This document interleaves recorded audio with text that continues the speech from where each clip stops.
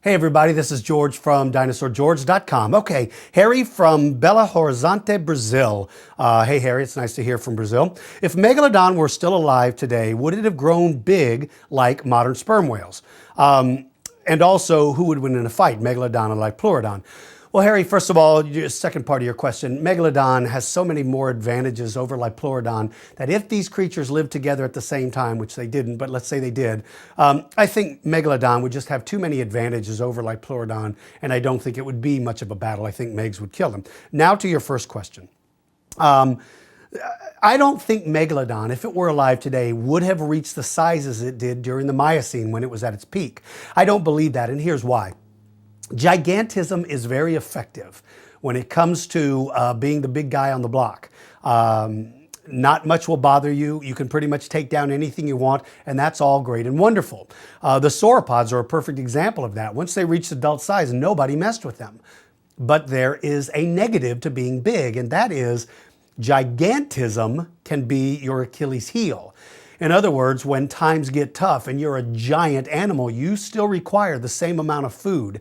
But if that food isn't available to you, you're just not going to survive. And so in my opinion, megalodons hit their peak, but they began to affect their environment in such a way that they literally were eating themselves out of existence.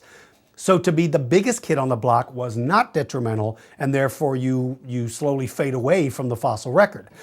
Megalodon, if Megalodon itself were still alive, I would bet you that in modern times today, it maybe would reach maybe 30 to 40 feet in length, but probably, or if it did maintain its big size, it would become a deep sea shark, probably hunting on scavenging more than hunting, in my opinion. I just don't think that that shark would have maintained its size because it would have eaten itself out of existence. If it were here, maybe it would be 30 feet, maybe 35 feet. I don't know, it would be tough. But look at modern killer whales. The reason why killer whales only reach a certain size is they know that getting bigger than that puts them in harm's way because they can't eat enough food. They can't get enough food in a day. So, and that's the same with great white sharks. The reason why great whites only reach a certain size is they know that to be bigger than that changes the game for them and they wouldn't be successful. So I don't believe Megalodon would have grown to reach the size of, say, a modern sperm whale. Okay, and of course, a lot of people are going to say, well, then why is a sperm whale as big as it is? Here's why. Because a sperm whale is different than a great white. A sperm whale has different abilities like echolocation that allows it to hunt in the darkest parts of the ocean where you can't see. Now, certainly Megalodon would have the sense of smell and would have some other abilities, but sperm whales are more specialized in what they do, and they're capable of doing things that other big predators don't do. And that's why I think sperm whales reach the size that they do. The reason why blue whales reach the size they do, again, totally different. They can swim around with their mouth open and catch krill. They're not using a lot of energy. They're just swimming around literally like the world's biggest vacuum cleaner. And that's why they're able to maintain those sizes. Okay. Trevor from Bury St. Edmunds, England, it says, first, I know this is theoretically impossible, but he believes Albertosaurus would be capable of lifting a Gastonia by the head and flipping it upside down. And he dreamed about this while watching watching Jurassic Fight Club, the episode where Utah Raptor versus Gastonia. And he says, I think it's possible. Well, Trevor, okay, let's say those two dinosaurs lived together at the same time. Yeah, those kind of things are certainly possible, that an adult Albertosaurus could certainly have the ability to pick up a Gastonia by the head and flip him over on his back. If it was a young Gastonia, and maybe even a middle-aged Gastonia for that matter, certainly those kind of things happened all the time. And I don't think it's that far-fetched or that implausible to say that, Albertosaurus couldn't do that. I think he certainly was capable of doing that. I think Albertosaurus probably hunted some of the smaller armored dinosaurs like Edmunds. I think he certainly would have hunted those small ankylosaurs, and if Gastonia were alive with him, he would do the same thing. Okay, this comes from Adam from Brisbane, Australia. You know, Adam, one of the dreams of my life is to visit Australia. He said, well, George, I'm a big fan. Well, Adam, that's very kind of you, and I'm glad to hear that, buddy. He said, I've done some study on T-Rex and its ancestors, and it's come to my attention that it's possible that T-Rex never got the chance to finish evolving. Because if you look at the old ancestors, it shows that they have these small arms, which were never not used for anything except in Raptor Rex, which they say the claws were used as a secondary weapon. My question is it possible that T-Rex never finished his evolutionary changes with his arms? Could he have grown them longer? Or were they used for another reason? Well, Adam, all dinosaurs continued to change throughout their entire lineage, and Tyrannosaurus rex was no different. Now, certainly his arms were used for something, and the reason why I say that is because evidence suggests that they definitely were being used because you see a lot of wear and tear on the bones that make up the arm. You see a lot of breakage in the chest area, which means its arms are being used for something, used enough to where they break them sometimes. Maybe they were used to stabilize prey when they were grabbing it. I don't feel that comfortable with that idea, though, because the arms are so short, he'd almost have to be right on top of the animal.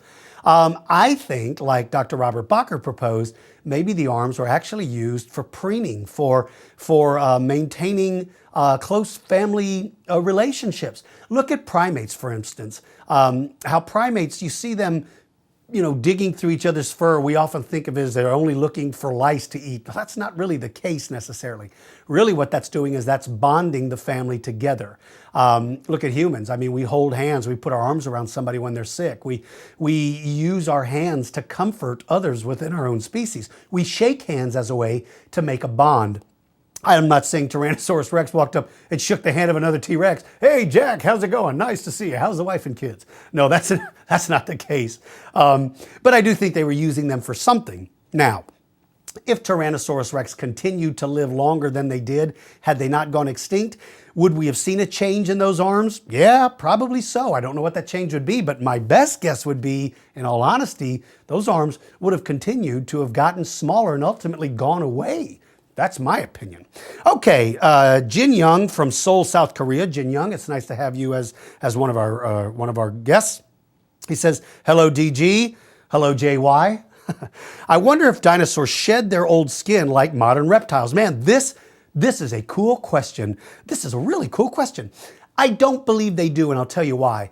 We do find fossilized skin.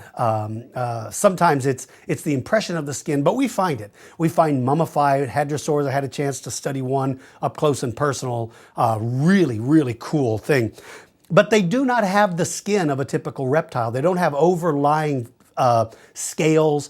They don't have that kind of skin. So in my best guess, I would say no, they wouldn't shed that skin.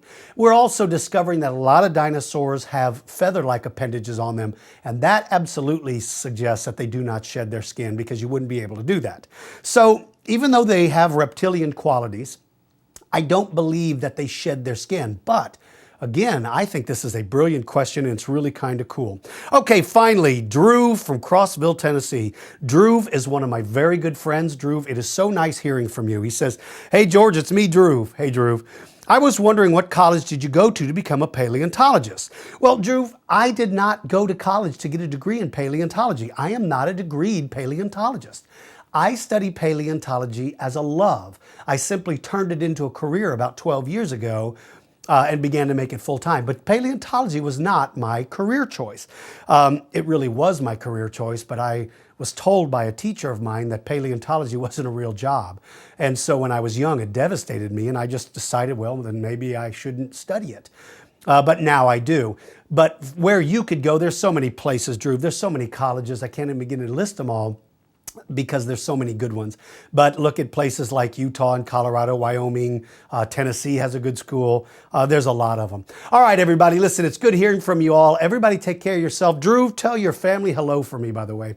If you have a question, go to Ask the Dinosaur George page on dinosaurgeorge.com. Fill out the form and I'll try to answer it. Until next time, everybody, for you young people, you make sure and continue to practice your reading, and for everybody else, use good manners. Take care of yourselves, everyone, and I will see you all again soon.